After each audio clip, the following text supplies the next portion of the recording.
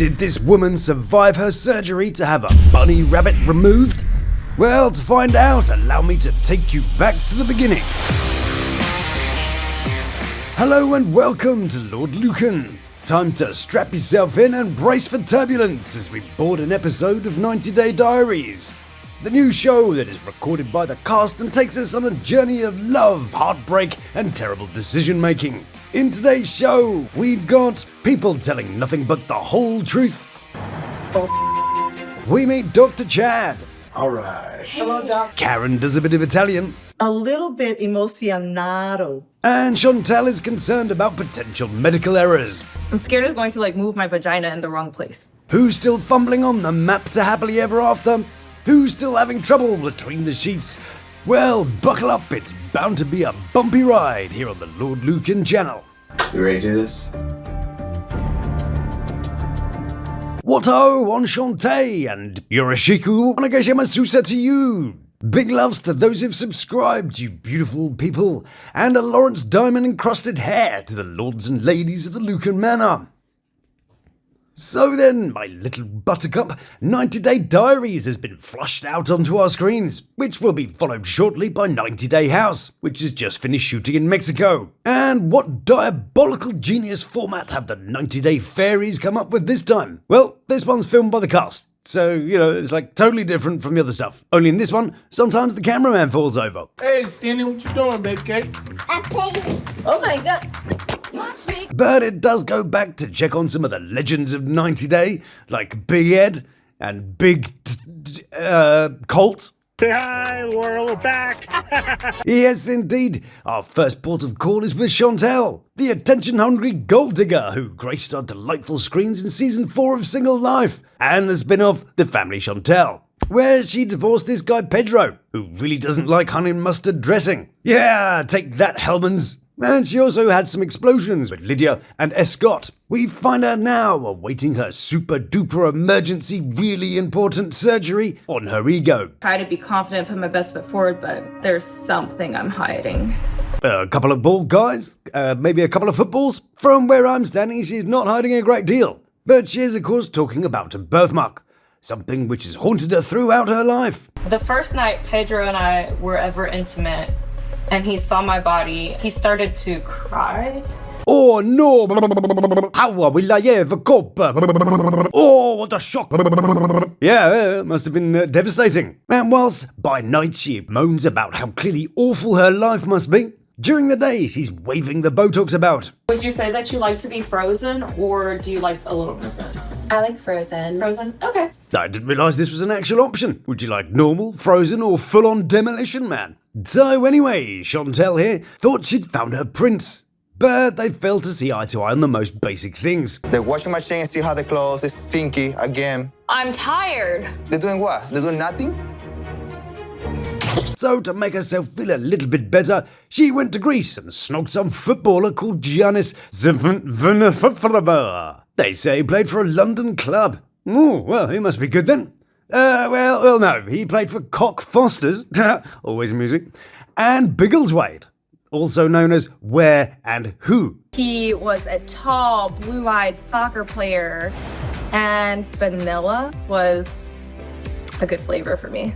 But poor old Chantel here is having no luck in the old love department. Sometimes I think it's me.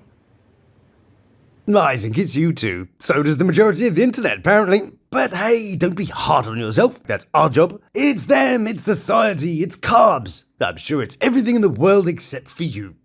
There's so much pressure on women to be perfect and look perfect. Always. I think people who chase an unachievable standard of beauty are a lot like bodybuilders. You put in the life-endangering effort to reach a target that just keeps moving. No matter how big they get or beautiful they get, they need to get more. More mass, more perfection. One thing they do have in common, of course, is that you put all that effort in, and all you get is a little prick. That I'm working here, I can get all the Botox and things I want. Of course.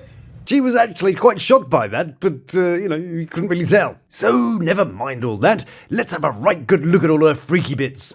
I've been hiding it my entire life. Is that all? I think the issue is with the kind of men that find this an issue, rather than the mark itself. He saw my body, he started to cry. And Pedro cried. you pussy, crying because she's got a wine stain on her tummy. Bloody hell, man. I'm surprised anyone's even noticed, frankly. In hindsight, I wonder if it's because he was going to be stuck with such a ugly body. And while my carer meter is struggling to get a reading, Chantel reaches for the tears, but, hold on, coming? No, I guess you run out of those, yes. But don't worry, Liquid Foundation fans, she's got the makeup skills to pay the bills. And now, see the bottom of it, but you don't see the top of it, right? Isn't that crazy? It's like magic. Okay, well, blimey, didn't quite need to get a whole vagina in there, did we? But, you do you. Kinda looks like her belly has a little moustache now. Got to say, though, the editors might have needed a moment whilst reviewing this footage. You okay in there, Wayne? Don't come in. Yes, just working really hard at the moment, darling. Is it that 90-day show again, Wayne? What? Oh, yes, 90 day. Yeah. I'm editing the crap out of it. Like, I'm scared it's going to, move my vagina in the wrong place. Was there concern that the surgeon might not know their arse from their elbow, but, slightly different? Where would they move it to? It's quite handy down there. There was an English guy who had a penis on his arm once. Delightful. Never know, it might be some sort of revolutionary surgery. Ta-da! Anyways, the next day, her and her mum were off to hospital. And what does Karen, Chantel's mum, think about it? The fact that Chantel is getting rid of her birthmark, I feel a little bit emocionado. Why do people do that? Suddenly slip into a whole new accent when pronouncing some words? And on Painfully British today, we're cooking with John. That's right, we've got some spaghetti, and we've also got some tagliatelle recipes. And I'll be sliding my fork into some ravioli. I'm kind of sad about it because I always thought it was so cute. It just reminded me of her.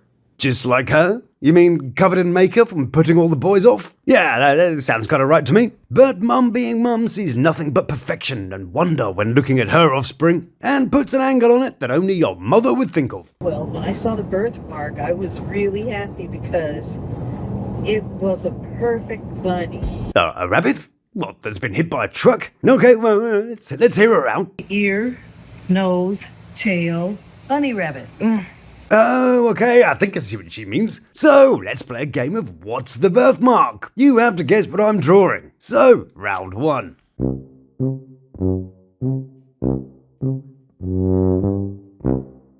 There you go, it's like an old woman or something. Round two. Ta-da! See how I've improved it. I never thought it looked like bunny. I thought it looked like a big blob on my skin. Why have a weird blob, as she calls it, when you can have a lovely little cock? Maybe she should just tattoo it, stick a mandala over it or something. That'd be cool. But one moment. Imagine, my beautiful viewer, a doctor whose name might be Chad. Have you summoned up an image? Have you got it ready? Well... All right. Hello, doctor. Good to see you. Oh yes, Dr. Chad. Of course he does boobs and stuff. He was probably the only jock who said, I want to be a gynecologist, and actually went ahead and did it. And Chad here smells a good earner when he sees one, and even rubs his little hands together in glee. It happens to be in a good location to cut it off close to where we would do a little mini tuck. Yeah, why replace the bumper when you can remodel the entire grille, right? No, I'm not keen on Dr. Chad. He's not very high up on the cool doctor list. Clearly, the top three on any sane person's lists would be Now, Dubrow, and Zeus. And maybe Dr. Proctor, but just because he's got a bit of a fun name. Did you know that Dr. Zeus wrote the kids' books so his publisher would let him write a sexy naked lady book? Yes, indeed. Dr. Zeus's first book, Boners, was a hit. In fact, it was so successful that it spawned sequels, like Bigger and Better Boners and Prize Boners. His illustrated volumes of Boners Big and Small were so popular that Zeus compiled them into his first full-length book, The Pocket Book of Boners. The bono, of course, is an error, and the books were lists of silly, incorrect answers given by children. Of course it was. What would you think it meant? But it's not all boob jokes and fun, This is a serious business, and Chad needs Chantel to be sure she wants to go ahead with the surgery. I have all kinds of fears going through my head about, infection, necrosis. Nose vagina? But will she get rid of the wascally wabbit? You ready to do this? Of course he does. With that, he Celios the Delios. And I haven't seen anyone as pleased to make a deal since Jesus nails that contract to get his book into all hotel rooms. So, what's going to happen next? Well, this week we'll be checking out more of the 90-Day Diaries, with this delightful couple, Rob and Fanny are back, and we tease Big Ed again. So join me for that and more right here on the Lawd Lukan channel. Thank you so much for your support and time, it means a great deal for me.